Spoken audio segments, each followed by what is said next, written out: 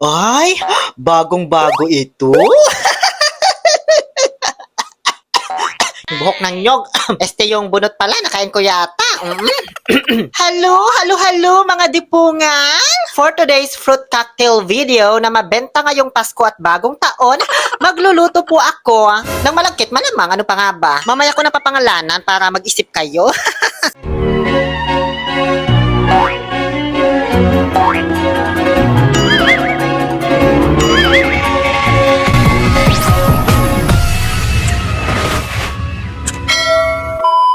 So, pauwi na po ako ngayon galing Rahmaniya dahil bumili ako ng mga ingredients. Ayan o, glutinous rice powder, pulang asukal, gata ng niyog at niyog na baog. Naubusan kasi ng niyog sa Danube, kaya napadpad na naman ako kung saan-saan. Andito na ako agad sa bahay, alangan ipakita ko pa ng buo yung pagbiyahe ko. Mag-shoot lang ako saglit nung pagdating ko kasi nakalimutan ko pabihis na nga ako dyan So, ganyan lang, kunwari papasok pa lang sa bahay pero kanina pa nakarating. Ngayon ay sisimulan ko ng biyakin yung 4 na niyog na nabili ko. Dahil una ko pong gagawin ay ang bukayo na naipakita ko na sa inyo kanina sa intro. So, ayan, pak. Pagbukas ko nung isa, humiwalay agad yung laman doon sa bao. Maasim na yung amoy, bulok, Diyos ko. Pangalawa, pak. Ay, Diyos ko, ba't malambot na yung sa loob? Maasim din yung amoy, parang ex mo. Puro bulok yata nabili ko. Pangatlo, pak. At okay naman, matino, perfect. At sa pang-apat, pak. Medyo kinabahan ako, baka isa lang yung matinong nyog na nabili ko. Pero okay din naman pala. So paano to? Gagawa akong bukayo, 2 nyog lang, maliliit pa. Kaya napagdesisyonan kong pumunta sana sa Lulu ngayon. Pero hihiram muna ako ng kudkuran kay Nathan dito sa 4th floor ng accommodation namin. Kasi papasok po siya ng alas 8 ng gabi, baka di ko na siya maabutan. Kaso nung pagpunta ko sa kanila guys, alam nyo natuwa ako kasi mayroon pa pala siyang extra na niyog sa bahay. So ayun, pinahiram niya po ako ng 2 malalaki. Ayan no. Diba? So hindi ko na po kinailangang pumunta pa sa Lulu. Ang bait talaga ni Jonathan sa akin. Ang gwapo pa niya. Hindi ko lang nabidyohan kasi nahiya ako habang nanghihiram ng kudkuran. Ayan no, sa kanya ko pala nahiram yung kudkuran na parang plantsahan ng damit na kabayo. Medyo lost thread na kasi yung kudkuran ko guys. Hindi na masyadong kumakapit yung rubber sa ilalim. Tapos matagal. 4 na nyug pa naman yung kukudkurin ko. Kaya nanghiram na lang ako sa kanya. So paano ba to sakyan? Naloka ako? Tinatapakan ba to o inuupuan? Masyadong mababa man kasi. Baka tumama yung tuhod ko sa mukha ko. Tama ba yung ginagawa ko? Ganyan ba guys? Turuan nyo nga ako. Charot, ganyan kudkuran namin sa Pilipinas, no? Alam ko gamitin yan. Tinapon ko tong mga sirang nyog na nabili ko, baka humalo pa. Tapos, sisimulan ko na ang pagkakayod or pagkukudkod o kung ano man ang tawag dyan. Medyo nanibago ako sa umpisa kasi ang baba niya talaga, guys. Para akong nakalispak sa simento habang nagkukudkod. Dinapakan ko siya, pero lalo naman akong nahirapan. Para akong nagpe-pedicure na di ko mawari. Pero syempre, nakapag-isip pa rin ako ng paraan, no? Kahit may ubo itong utak ko. Ikaw nga, sipon laman ng utak mo, Charot. So ayan, komportable na ako kaya sinimulan ko na ang pag-aaklas sa gobyerno. Charot. Kayo dito, kayo doon, kudkud dito, kudkud doon. Igar lang ng igar, to the left, to the right, to the front, and to the top. Kahit bottom ako sa totoong buhay. To the left, to the left, to the right, everything you own, nina back to the left, in the closet. Ay, ba't parang ang sakit-sapit naman nito? Oy, hanggang sa singit ko ba? Pati balakang ko nangawit na. Ay, nakapag-isip na naman ang utak kong may ubo.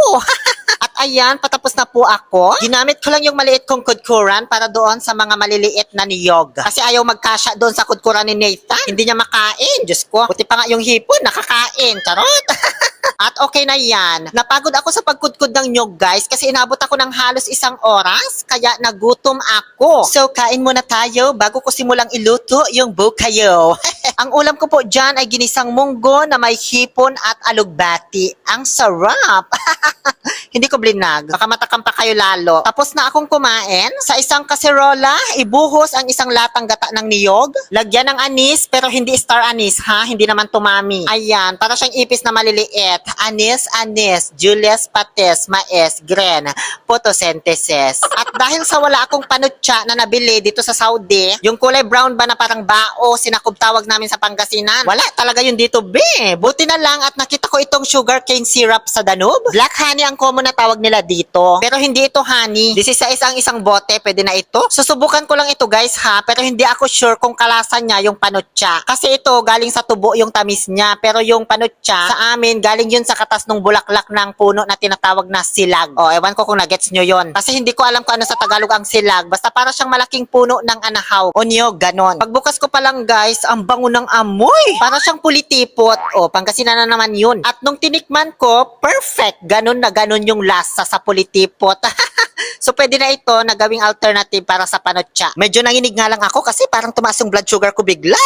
Binuhos ko na, halos kalahati yung nailagay ko. Dinilaan ko lang yung tumaga, sayang eh. Nilagyan ko na rin ng brown sugar. Damihan mo lang, wag kang matakot kung wala ka namang diabetes. Tapos puting asukal na rin para mas tumamis. Antayin lang kumulo, saka ilaglag na yung mga kinayod-kayod na niyog. Lahat-lahat na yon, wala kang ititira. Sa idin mo kung baga. Pakuluan lang ng pakuluan habang hinahalo-halo hanggang sa tuluyan ng mawala ng sabaw. Parang ganyan, lumapot-lapot na ba tapos nagmamanti-mantika na. Sinubukan kong tikman kung masarap na ba at ayun, matamis, malamang. May bukayo bang maalat? Diyos ko. Pinakuluan ko pa konti hanggang sa tuluyan na siyang matuyuan talaga para hindi magsabaw kapag nilagay ko na sa palitaw. Ngayon, natapos na akong gumawa ng bukayo. Sisimulan ko ng magbibilog-bilog ng glutinous rice powder. Pero hindi ko na masyadong ipapakita ito sa inyo kasi nakasampung vlog na yata ako nito na nagbibilog-bilog ako. Kaya yan, timelapse ko na lang ah. Pagkatapos ay ilaglag sa kaserolang may kumukulong tubig at antaying lumitaw. Pakuluan pa rin ang bahagya kahit lumitaw na, tapos hanguin. At ayan, tapos na po tayong magluto. Maraming salamat sa charot. Grabe, napagod ako. Katawang kong Diyos. 3 kilong malagkit kasi itong ginawa ko na binilog-bilog. Ang dami ko kasing bibigyan ngayong Pasko. Bukod pa dun sa dadalhin ko sa Christmas party na aatinan ko. Ngayon ay sisimulan ko na po siyang ilagay sa mga containerism. Ganyan lang po yung paglalagay. Ihilera mo lang tsaka lagyan mo ng bukayo sa ibabaw. Palitaw din po tawag dito sa Tagalog. Iba lang yung pagkakagawa ko sa niyog. Niluto ko siya, ginawa kong bukayo. Sa totoo lang, mas gusto ko to guys. Mas nakakarami ako ng kain dito. Tapos ang kagandahan nito, dahil nga sa binukayo natin yung niyog, hindi siya basta-basta napapanis. Hindi gaya nung palito na fresh ang niyog, 1 hanggang 2 araw lang, dapat ubos mo na kasi mapapanis. Pero ito, kahit abutin pa ng birthday ni Ann Curtis next year na inaabangan naming mga OFW, pwede pa tong ihanda, ano ka ba? Charot. Sa Pangasinan, ang tawag po namin dito ay unda-unday or unday-unday. Sa ibang lugar naman, kunday-kunday. At sa Bisaya yata, inday-inday. So bahala na kayo kung saan kayo komportable. Naabutan pala ako ni Ernest Juan habang nagbabalot ng aking mga ipapamigay. Kaya tinulungan niya ako. Diba ang bait niya sa akin? Maraming salamat sa iyo, Ernest Juan, ha? Buti na lang, Anjenke. So ito po yung mga nakatikim ng aking lutong unday-unday. Sa Evan Loñosa na lumuwas pa talaga agad-agad dito sa Kubar galing Damam para lang matikman ito. Siya lang din nag-edit sa kanyang video dahil gusto niya, maganda itsura niya. Diyos ko. At syempre si Ate Mona na hinatid ko pa talaga sa bahay nila. Ganyan siya ka-espesyal sa akin. At pinag-dinner pa niya ako sa bahay nila. Ginataang ulo ng maya-maya. Ang sarap. Maraming salamat po, Ate Mona. Si Ems, syempre na pinuntahan ko pa sa Christmas party para lang matikman niya ang aking unday-unday. Shoutout na lang sa iyo. At syempre ako. Charot. Marami pa akong nabigyan dyan kaso hindi ko na nabidyohan yung iba. Lalo na kay Joff de Dios na pinuntahan pa talaga sa Danube tapos binigyan ako ng pasta and cake kapalit ng aking unday-unday.